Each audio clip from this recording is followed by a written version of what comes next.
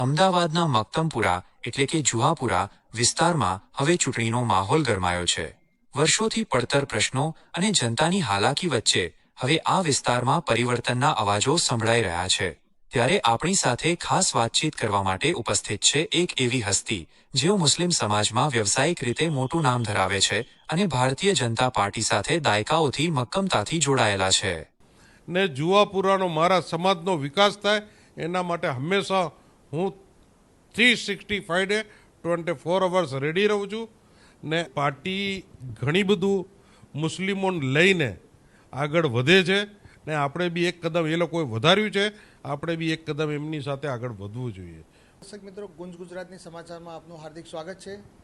આજે આપણે આવ્યા છીએ એક એવી શખ્સિયતને મળવા, ઇનામુલ્લાભાઈ ઇરાકી, જેમણે લોકો માટે કોરોના કાળમાં પણ લોકોના વહારે આવ્યા હતા અને લોકોની સેવાએ આગળ જ ઊભા હતા ને જે મુસ્લિમોમાં વ્યવસાય ક્ષેત્રે જે ખૂબ જ મોટું નામ ધરાવે છે અને જે ભારતીય જનતા પાર્ટીના જમીની લેવલ કાર્યકર પણ છે વર્ષોથી, અને કહેવામાં આવે છે કે તે નરેન્દ્ર મોદી સાહેબના પણ કરીબી કહેવામાં આવે છે. તેમનાથી ખાસ વિશેષ વાત કરીશું આ જે મનપાની ચૂંટણી આવી રહી છે તેના સંદર્ભમાં. જો હાલની પરિસ્થિતિ અને હાલની સિચ્યુએશનના પ્રમાણે આખા ગુજરાતની અંદર બહુ મોટા પાયે મુસ્લિમ સમાજને ભારતીય જનતા પાર્ટીએ આવકાર આપ્યો છે ને એમના માટે એક રેડ કલરની કાર્પેટ આપી છે. હવે એની અંદર એવી પરિસ્થિતિ છે કે અત્યાર સુધી એવું કહેવાતું હતું કે બીજેપી મુસ્લિમોને ચાહતી નથી અને મુસ્લિમોનો વોટ માંગતી નથી, પણ આ વખતે એવી પરિસ્થિતિ આવીને ઊભી થઈ છે કે આપણા મક્તમપુરા વોટમાં એમએલએ શ્રીએ પોતાનું એવું પ્રવચન આપ્યું છે જેનાથી મને જે જાણવા મળ્યું છે કે પાછલા 4-5 દિવસમાં હજારો કાર્યકર્તાઓ બીજેપીમાં જોઈન થયા છે ને આખા સમાજને જોઈએ રોટી કપડાં ઓર મકાન. ને જ્યારે તમને કોઈક સામેથી આપવા આવ્યું હોય તો તમારે એમને વેલકમ કરવો જોઈએ ને એ દિશામાં તમારે આગળ વધવું જોઈએ ને એક આમ કરો કે અલ્લાહના તરફથી આપણા માટે એક રેડ કાર્પેટ છે તો જેને આખી કોમને એને સ્વીકારવું જોઈએ ને મક્તમપુરા વોટમાંથી હજારો લોકોને બહાર આવવા જોઈએ ને જેનાથી દેશમાં વિકાસ ને બધાનો વિશ્વાસ ને આ આપણે મક્તમપુરા જો આપણે આપીશું. અત્યાર સુધી તો વર્ષો સુધી આપણે કોંગ્રેસને આપ્યો છે, મળ્યું છે શું? કોઈ સરકાર મળતી નથી. ને જો આપણે બધાને ખબર છે, બધાના નોલેજમાં છે કે સરકાર તો ભાજપની જ બનવાની છે ને ભાજપની બનવા સિવાય આપણી પાસે રહેવાનું શું છે? કોંગ્રેસ આપણને શું આપી દેવાની છે? ને જે રીતે આપણને બધાએ આવકાર આપ્યો છે એ રીતે આપણે સૌએ હાથ પકડી ને ભારતીય જનતા પાર્ટીને આપણે મજબૂત રીતે આપણે એને સપોર્ટ કરી ને એને આપણે ભારતીય જનતા પાર્ટીની આખી પેનલને આપણે વિજય બનાવવું જોઈએ. ભારતીય જનતા પાર્ટીની પેનલ મક્તમપુરા વોર્ડ ખાતે જો ચૂંટાઈને આવે છે તો મક્તમપુરાની કઈ એવી સમસ્યાઓ છે જેને તે સુધારશે અને તેમાં એટલે જે કહેવાય કે વિકાસ કરશે? જો મક્તમપુરાની અંદર પરિસ્થિતિ એવી છે કે મક્તમપુરાની અંદર આખા મક્તમપુરા જુહાપુરા સરખેજ એક ટ્રાફિકની સમસ્યા છે. તો મારે એ વિષયમાં અમિતભાઈ ઠાકર સાહેબ સાથે એવી વાત થઈ હતી કે એમણે મને એવું કીધું હતું કે જુહાપુરામાં તમને શું જોઈએ, તો જુહાપુરામાં તમને શું જોઈએ?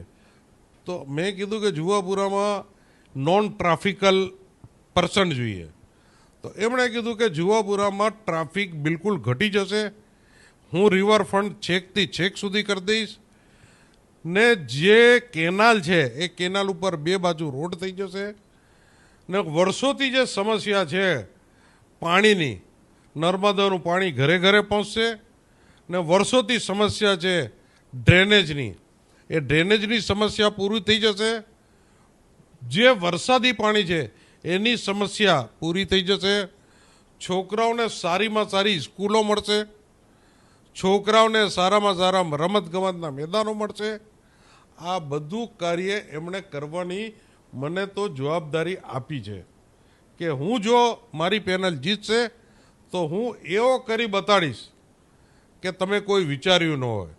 5 વર્ષ તમે અમને આપો, પછી તમે અમને જુઓ. મેં આજ તારીખ સુધી આવો નિવેદન ક્યારે મેં લાઈફમાં આપ્યો નથી. આ મારો ફર્સ્ટ આવા ન્યૂઝ ચેનલો દ્વારા લોકોના દિલમાં વસવા માટે પેલો માધ્યમ છે મારો. ને ઉપરવાળે જ્યારે જ્યારે મને કામ કરવાનો મોકો આપ્યો છે આપણી કોમ માટે, મેં એટલો કામ કર્યો છે. આ બ્રિજમાં બી ઘણી મહેનતો મેં કરી છે, આ બ્રિજ લાવવામાં ઘણી મહેનતો કરી છે. ને જુવાપુરાનો મારા સમાજનો વિકાસ થાય એના માટે હંમેશા હું 365 ડે 24 અવર્સ રેડી રહું છું. ને આ મારો આહવાન છે લોકોને કે આની સાથે આપણે જોડાઈએ ને એક નવું ચેન્જ આવ્યું છે એની અંદર આપણે આગળ વધીએ. આમાં જે ખાસ કરીને જુવાપુરા વિસ્તારમાં જે છે મેટ્રો ડેપો છે ત્યાં આગળ એક ડમ્પિંગ સાઇટ લાવવાની વાત, આરટીસીની વાત થઈ રહી હતી, તેના વિશે શું કહેશો કે જો ચૂંટાઈને આવે છે ઉમેદવારો તો તેમાં પણ એટલે એને જે રોક અત્યારે ટાંકી છે હંમેશ માટે લાગશે ખરી? જે મારા જૂના મિત્રોએ 5 વર્ષ કામ કર્યું છે એના કરતાં 50 ગણા સારું કામ થવાનું છે. કેમ કે રાજ્ય સરકાર બી બીજેપી છે, કેન્દ્ર સરકાર બી બીજેપી છે, ને નીચે બી બીજેપી જ આવવાની છે, બીજું કોઈ આવવાનું નથી. વસ્તુ સમજી લેજો. એ પ્રમાણે જો વિકાસની ગતિ જે વધશે ને એની તમે કલ્પના નહીં કરો. તમે 1 ગણા માંગશો 10 ગણો મળશે. આ મારો પાકો દ્રષ્ટ છે કે તમે 1 ગણો માંગ્યો છે તમને 10 ગણો ભારતીય જનતા પાર્ટી આપશે. કેમ કે ભારતીય જનતા પાર્ટીને આજે આ પ્લેટફોર્મ ઉપર બધાની રિક્વાયરમેન્ટ છે ને એ બધાને સાથમાં લઈને ચાલવાના છે. ને 4 દિવસ પહેલાં 5 દિવસ પહેલાં અજીત ડોભાલ સાહેબે અમને 2 કલાક સાંભળ્યા છે. ને મેં એની અંદર અમદાવાદની બી વાતો કરી છે, ગુજરાતની બી વાતો કરી છે, ને ઓલ ઓવર ઇન્ડિયાની બી વાતો કરી છે. અમારું એક પ્રતિનિધિ મંડળ ગયું હતું ને અમે 2 કલાક અજીત ડોભાલ સાહેબ પાસે બેઠા ને એમણે જ બોલાવ્યું હતું ને એમણે અડધો કલાકનો સમય આપ્યો હતો, પણ વાત એમણે 2 કલાક સુધી સાંભળી છે ને એક વસ્તુ સાંભળી છે. તો આ રીતે મારી આવી જ આપ લોકોને નમ્ર વિનંતી છે કે ભારતીય જનતા પાર્ટીની પેનલ મક્તમપુરાને આપણે વિજય બનાવીએ એવી જ મારી આશા છે. અસ્સલામ વાલેકુમ. આપણી સાથે જોડાયા હતા ઇનામુલ્લા ઇરાકી સાહેબ, જે વ્યવસાય ક્ષેત્રે એટલે ખૂબ મોટું નામ ધરાવે છે અને મુસ્લિમોના એટલે જ્યારે પણ કોઈ તકલીફ પડી હોય અને જે કોરોના જેવો કાળ આવ્યો હોય તેમાં પણ લોકોના માટે તે હંમેશ માટે ઊભા રહ્યા છે. તેમને પ્રથમ વખત આવી અપીલ કરી છે ને જે પોતે પણ મક્તમપુરા વોર્ડ ખાતે રહે છે અને જે ભારતીય જનતા પાર્ટી બીજેપીની પેનલ જીતીને આવશે તો તે કયા કાર્યો કરશે અને હમણાં સુધી કયા કાર્યો કરેલા છે તે તેમના દ્વારા જણાવવામાં આવ્યું છે. ગુજરાતની સમાચાર, આસિફ ખાન પઠાણ.